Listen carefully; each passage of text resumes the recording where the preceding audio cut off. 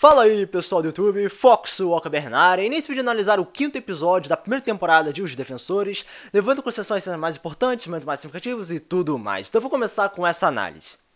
Então galera, Os Defensores, né, já estamos no quinto episódio e eu tenho que dizer que essa série está arranjando formas bem interessantes, principalmente se ligando à questão estrutural, que eu já mencionei zilhões de vezes, o uso de personagens, a questão das tramas, como posso dizer, as colisões de histórias, tudo isso está sendo usado de forma apropriada para conseguir chamar a nossa atenção, né? Porque é isso que a série precisa. Depois de certas séries individuais que não deram certo, como por exemplo Punho de Ferro ou Luke Cage, que não receberam tanta recepção assim quanto o Demolidor ou Jessica Jones, realmente a questão de atrair a atenção era uma necessidade. E, cara, essa série está conseguindo fazer isso de uma maneira muito interessante, né? Principalmente nesse episódio 5. Que o início, vamos falar primeiramente do início, né, isso é óbvio, começou, né, já com uma música, né, o grupo inimigo indo por um local completamente desconhecido com uma música. Eu não me lembro de uma introdução assim, pelo menos não nos Defensores, mas pelo que parece, né, o local que eles foram era exatamente o restaurante. E o mais curioso é que quando eles entraram no restaurante, a luta com a Elektra, né, que foi a finalização do último episódio, já tinha começado, já tava no meio do clima, sacou? Meio que eles cortaram, né, o início da briga e usaram esse início para demonstrar a chegada dos vilões. Então, meio que foi interessante, foi uma forma curiosa de chamar a atenção, né? Teve novamente uma cena de luta bem fluida, bem feita, enfim. Já falei, essa temporada tá realmente fazendo coisas interessantes em relação às cenas de conflito. Agora, o único ponto que eu tenho a questionar é que parece que, pelo menos nessa cena, a luta foi muito rápida. Né, eles tinham que criar o conflito interno da Elektra, eles tinham que tentar capturar o Danny novamente, eles tinham que atropelar o Luke Cage, enfim, várias coisas tinham que ocorrer, e pelo que parece eles tentaram resumir tudo no início, né, no caso no início do início, uma coisa de mais ou menos uns 4 minutos. Então eu senti que teve uma pequena aceleração, né, ficou uma coisa muito apressada, pelo menos nesse ponto. Então eu acho que certos detalhes que eles gostariam de aprofundar mais acabaram não ocorrendo, pelo menos da forma apropriada. Então eu acho que esse foi um pequeno errinho no início. Bom, eu tenho que mencionar também sobre a adição das armas de fogo, né, nós sabemos que no final das contas alguns soldados, né, alguns bandidos chegaram, começaram a atirar. Isso claro que traz, como posso dizer, mais um teor de tensão naquela cena de conflito, mas também, voltando a falar sobre a questão da Elektra, nós sabemos que ela é uma peça muito importante nesse conflito entre o Tentáculo e o Grupinho do Bem, né, o Stick e etc.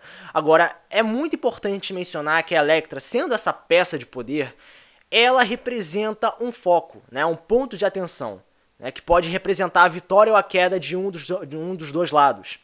E pelo Demolidor ser, como eu posso dizer, um personagem que consegue trazer um conflito interno para a própria personagem, eu acredito que junto às cenas anteriores do próprio personagem, principalmente o seu conflito interno meio clichê de ser um super-herói ou não, eu posso afirmar que o Demolidor é provavelmente o membro mais importante, né, ou que está recebendo mais atenção, ou a trama mais significativa diante dos outros três. Né? Ele é meio que o protagonista do time, mais ou menos. Porque, cara, não é à toa. Ele tá aderido à Elektra, a Elektra tá aderido ao Tentáculo. Nenhum dos outros três tem uma ligação tão próxima assim. Então o Demolidor é o top, é o cara. Bom, agora partindo, né, pra metade do episódio, que o início focado nisso, a finalização do conflito, junto com questões internas, a metade do episódio focou sobre a necessidade de sobrevivência, de querer proteger as pessoas próximas.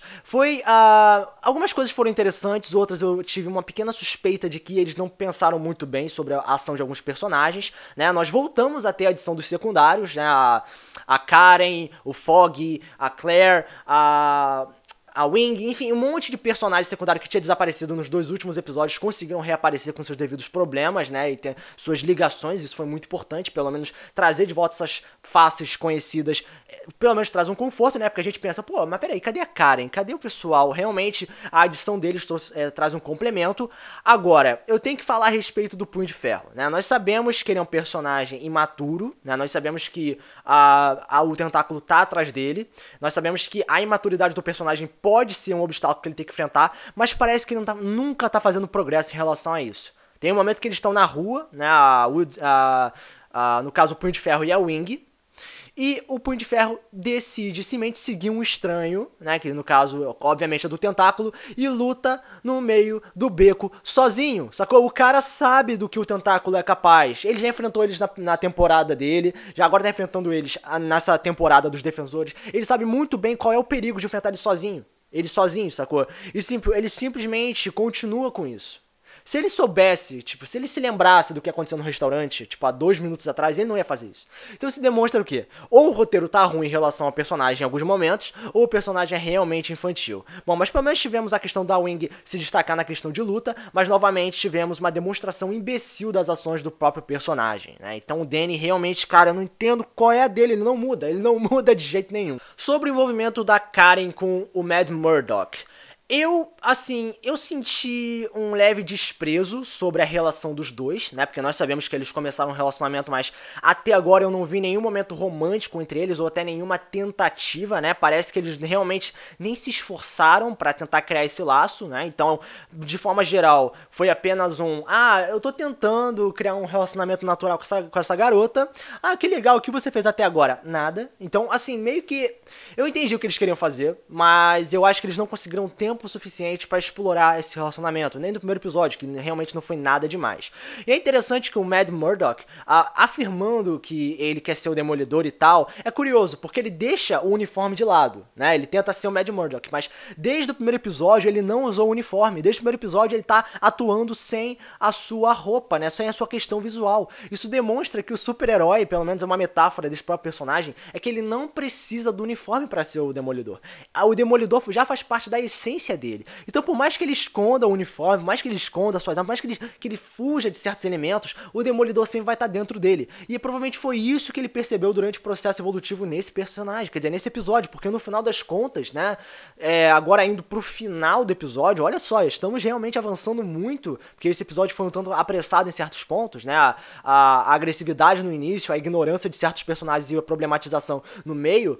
No final do episódio, tivemos o quê? O Demolidor finalmente aceitando que ele é o Demolidor, né? Pelo menos ele atuando como tal, usando a máscara, se tornando mais produtivo. É engraçado isso, é um tanto irônico, né? Porque quando ele não tá usando a máscara, ele continua sendo Demolidor, mas quando ele usa a máscara, né? Pode até ser uma outra metáfora, ele acaba sendo mais produtivo ainda, né? Ele tentando enforcar aquele membro do tentáculo e tal, tentando ganhar informações. Isso demonstra que ele precisa da máscara para ter um up, né? De um up motivacional. Agora, de resto, ele continua sendo o Demolidor aqui dentro, sacou? Ele não precisa da roupa.